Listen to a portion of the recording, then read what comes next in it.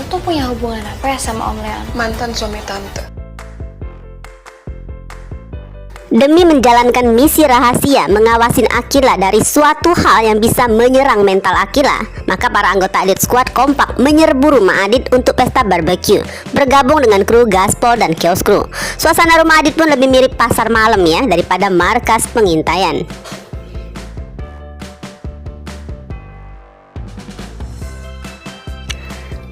Fata yang seharusnya berangkat tanding ulang melawan Blade malah asik membolak-balik daging di panggangan. Alasannya jelas, Fata enggan jauh-jauh dari Zara dan sangat mencemaskan kondisi mental si mantan.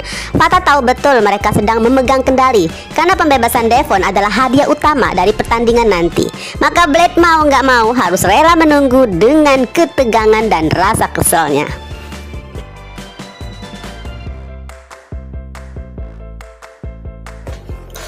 Sementara itu, Devon masih tertahan di ruko di bawah pengawasan ketat Tante Dia atau Tante Zen. Ironisnya di tempat penyekapan ini, Devon justru menemukan ketenangan yang gak pernah ia dapatkan di rumah mewahnya. Memang Devon tetaplah Devon. Mulut Devon masih memproduksi intrik dan kebohongan sebagai mekanisme pertahanan diri. Namun hati Devon gak bisa memungkiri kenangan 17 tahun silam. Baginya, Tante Zen adalah satu-satunya sosok yang paling baik dan lembut dalam sejarah hidupnya.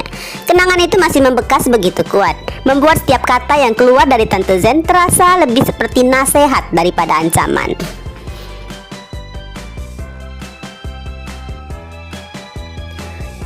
Di rumahnya Adit, ketegangan masih diam-diam merayap. Mohan dan Raisa justru ya layak nih mendapatkan piala untuk kategori sandiwara terbaik. Keduanya bersikap sangat santai, seolah-olah masalah hidup satu-satunya hanyalah memastikan daging barbeque nggak gosong. Sambil berbaur dengan gaspol dan chaos, mereka sibuk berfoto dan tertawa lepas. Padahal radar kewaspadaan mereka sedang menyala penuh. Mereka sengaja menutup mata dari kekhawatiran Harry, Zara, dan Fata demi menjaga alur pesta agar tetap terlihat normal di mata yang lainnya.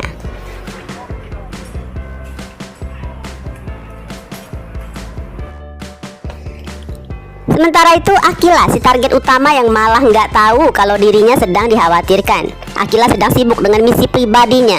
Rasa penasaran di hatinya terhadap Tante Slay sudah mencapai ubun-ubun. Namun rencananya untuk bicara berdua aja masih harus digagalkan oleh Jaya yang terus menempel dengan dali, kan kita bestie sedekat nadi.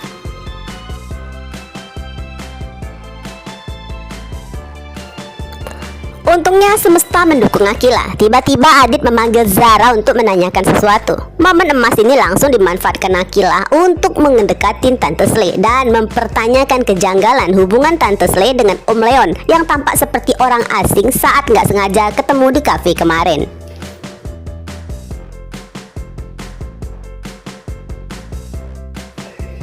Sebagian para penonton merasa tingkah Akila malam itu memang terlihat sangat kepo bin ajaib. Secara logika nggak sopan banget deh seorang remaja mencampuri urusan pribadi orang dewasa yang statusnya hanya ibu dari temennya.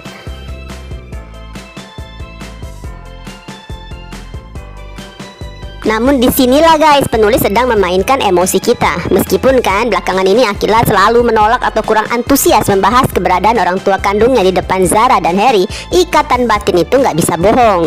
Rasa penasaran yang nggak tertahankan itu sebenarnya adalah alarm alami dari darah yang memanggil, membuat Akila nekat melontarkan pertanyaan yang sebenarnya Akila pun tahu itu kurang pantas.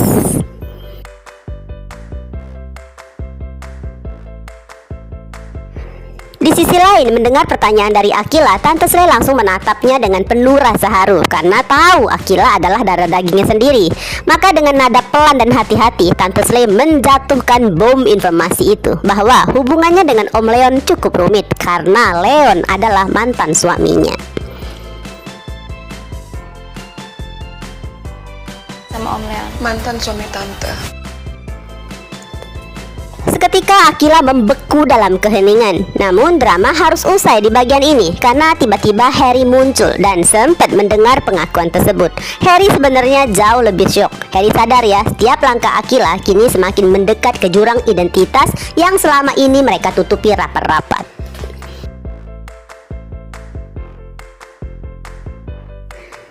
Saat Zara muncul, Akila buru-buru nih mengalihkan pembicaraan. Akila merasa aman mengira Harry nggak mendengar apapun. Akila mulai menyusun rencana dalam kepalanya. Nanti akan menginterogasi Zara secara pribadi.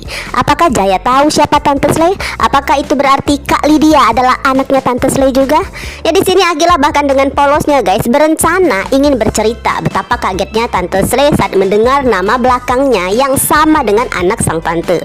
Bayangkan ya betapa gugupnya Zara nanti saat harus menjawab rentetan pertanyaan maut dari Akila.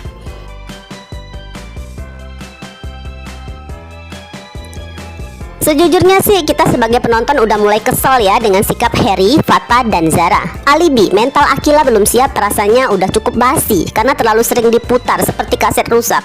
Mereka terlalu sibuk dengan sekolah, bisnis, dan misi Alferic sampai lupa bahwa masalah keluarga Akila adalah bom waktu yang sumbunya sudah mau habis. Apalagi di tempat lain malam itu Om Leon udah membocorkan rahasia besar kepada Mayang bahwa sebenarnya Angelica udah tahu siapa Akila. Kebenaran ini udah siap meledak. Siapapun yang siap atau nggak siap.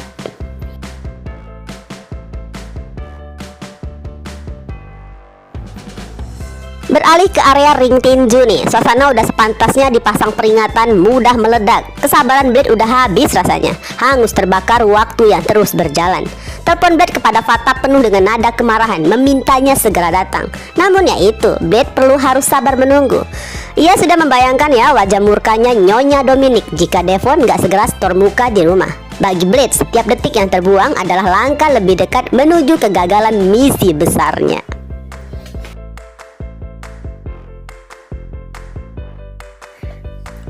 Sambil menunggu lawan yang gak kunjung datang, Blade menyusun strategi acting. Blade berencana nanti akan sedikit sengaja mengalah dan membiarkan Fata mendaratkan beberapa pukulan telak ke tubuhnya. Dengan tubuh babak belur, nanti Blade punya alasan kuat untuk pulang ke rumah Alferic sambil mengarang cerita bahwa baru aja mengalami kecelakaan lalu lintas. Sebuah pengorbanan fisik ya yang ia rasa cukup setimpal untuk menutupi jejak keterlambatannya. Blade merasa dirinya sangat cerdik.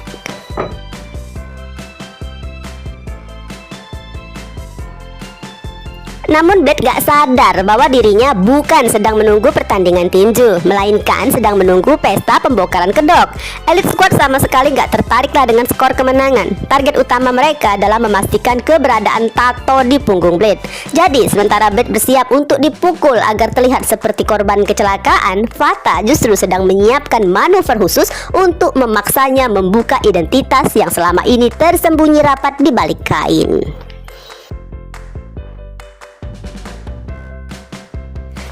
Nah guys, harapan kita semua para penonton tertuju pada keberhasilan strategi Elite Squad dong malam ini. Jika mereka berhasil memojokkan Blade hingga terpaksa mengaku identitas aslinya sebagai Haruna, maka seluruh skenario keji yang telah disusun Dominic akan hancur lebur. Nggak perlu ada lagi kambing hitam, nggak ada lagi pembunuh bayaran. Mari kita doakan ya agar pukulan Fata malam ini tepat sasaran. Bukan hanya ke wajah Blade, tapi langsung ke rahasia tergelapnya.